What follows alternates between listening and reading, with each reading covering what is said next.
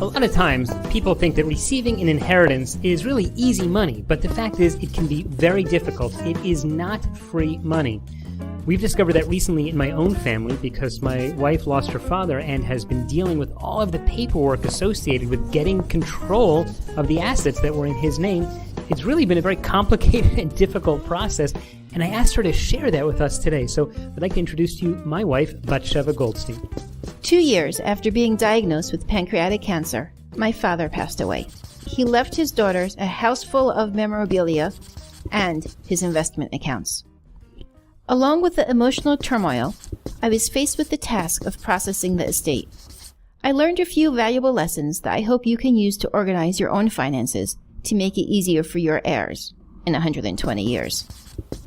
The first lesson I learned: consolidate your investments. This way, not only do you have greater control over your finances, but your heirs will have everything under one ceiling, making it easier and quicker for them to receive funds. As a beneficiary, I spent hours dealing with multiple companies and their different paperwork requirements. Further complicating things was the fact that some companies would only mail checks to my overseas address, as opposed to a direct deposit to an American account, and others didn't have procedures developed for people living outside of the U.S. One company insisted I sign documents solely meant for New York residents. The second lesson I learned: having extra cash on hand helps. My father fiercely valued his independence and refused all efforts to help him with finances. He finally agreed to let one of his daughters have joint control of his checking account. This was extremely helpful toward the end of his life and immediately afterwards.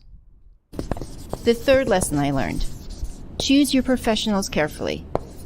Choose someone who is familiar with your particular situation and can offer the products that best suit your needs. Don't just passively inherit the broker or agent who historically watched the accounts. My parents used an insurance agent as their financial advisor, even though he was limited in the types of products and services he could offer them. He volunteered to become my agent too, but I declined because he lacked expertise in understanding cross-border clients like me. Profile Investment Services just published a book on receiving an inheritance from overseas. Download the guide, and hopefully it will minimize your tears and turmoil and make receiving an inheritance a smoother process. May my father's memory be for a blessing.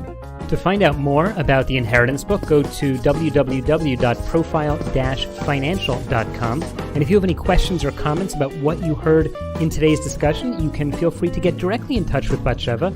Her email address is batsheva@profile-financial.com. And if you have any questions about your own investments or about what you heard today, you can also contact me. My email address is doug@profile-financial.com. And don't forget, before you do any investing or deal with any legal issues, make sure you speak to your own professional. And of course, as always, check out our complete disclaimer at www.profile-financial.com/disclaimer.